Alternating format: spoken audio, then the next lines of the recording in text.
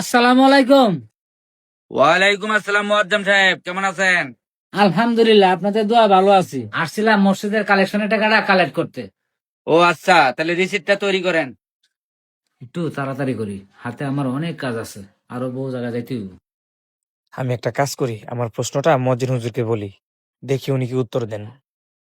কি ভাতিজা, তোমার কি কিছু লাগবে নাকি? না কাকা, আসলে আমার তেমন কিছু লাগবে না।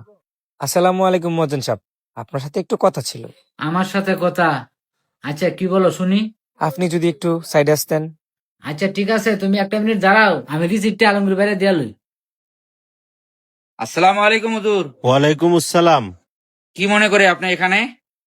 আসলাম, আমাদের মহাজ্জেন সাহেব একা একা কালেকশন করতেছে, ওনাকে একটু হেল্প করতে আসলাম।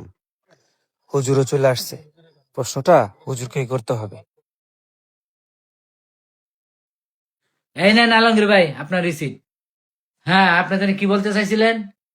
মহাজ্জেন সাহেব, আপনি যত কাজে বিজি, আমাদের হুজুরে চলে আসছেন, তাহলে আমার এই বিষয়টা হুজুরের কাছে শেয়ার করি। আচ্ছা ঠিক আছে, হুজুর যেহেতু আসছে, হুজুরের সাথে একটু পরামর্শ করেন। আলমগীর ভাই, আমি তাহলে আসি। আসসালামু আলাইকুম হুজুর। ওয়ালাইকুম আসসালাম। তা কি ব্যাপার? তা কি এমন প্রয়োজন যে মহাজ্জেন সাহেবকে দিয়ে হলো না, আমাকেই বলতে হবে? আসলে হুজুর, এখানে বলতে পারতেছি না, আপনি যদি একটু সাইডে আসতেন তাহলে বলতে সুবিধা হইতো। যদি একটু সাইডে আসতেন। হ্যাঁ, এখন বলেন কি সমস্যা আপনার? আসলে হুজুর, কিভাবে যে বলবো, না বলেও পারতেছি না। আচ্ছা, বলেই ফেলি। আসলে হুজুর, ইদানিং আমার চোখে নজর অনেক খারাপ হয়ে গেছে। মেয়েদের দেখলে আমার মাথা ঠিক থাকে না, আর দিবারাতি উল্টাপাল্টা ভিডিও দেখি। আমি নিজেকে সংযতে আনতে পারতেছি না। আমি আমার আম্মার কাছেও যাইতে পারি না লজ্জায়। এখন হুজুর, আমি কি করব কিছু বুঝতেছি না। আপনি যদি এর উত্তরটা দিতেন, কেন আমার সাথে এমন হচ্ছে।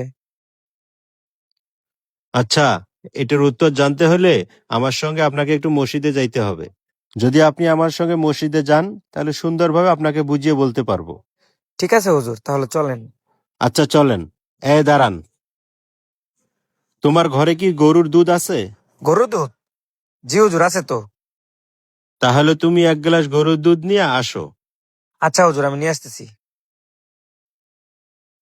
জি হুজুর, এই যে দুধ। ও, দুধ আনছো? এখন তাহলে তুমি তোমার চোখের চান গ্লাসটা খুলে ফেলো। আচ্ছা ঠিক আছে, তাহলে তুমি দুধটা নিয়ে আমার সঙ্গে মসজিদে আসো। আর সাবধান, আমার সাথে আসো, আর এক ফোঁটা দুধও যেন মাটিতে না পড়ে। ঠিক আছে হুজুর, তাহলে চলেন। হ্যাঁ চলো, আর দুধ যেন মাটিতে না পড়ে।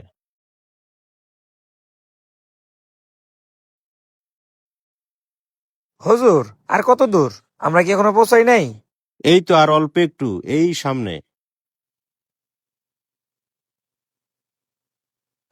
কি হইলো এটা? হুজুর! হ্যাঁ বলো।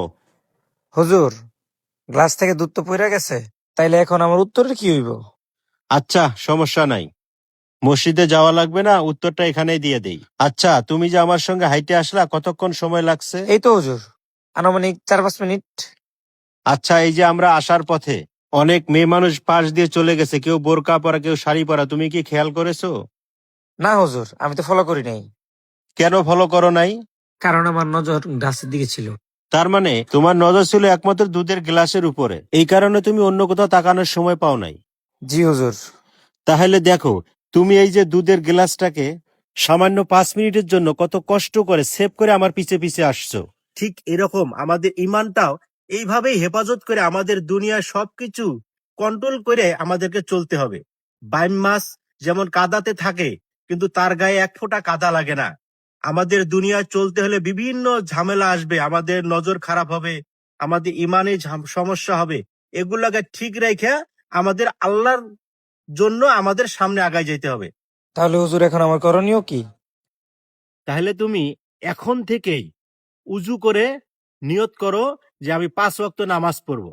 একজন লোক যখন 5 ওয়াক্ত নামাজ পড়বে, তখন অটোমেটিক তার বিভিন্ন ছোটখাটো যে বদ আমলগুলো তার থেকে চলে যাবে। এভাবেই একটা সময় সে আল্লাহ পাকের একজন খাঁটি বান্দা হতে পারবে। তখনই তার যত খারাপ কাজ আছে অটোমেটিক চলে যাবে। তাই তুমি আল্লাহর পথে আসো, নামাজের দিকে আসো। জি হুজুর। তাহলে চলেন আল্লাহর পথে যাই।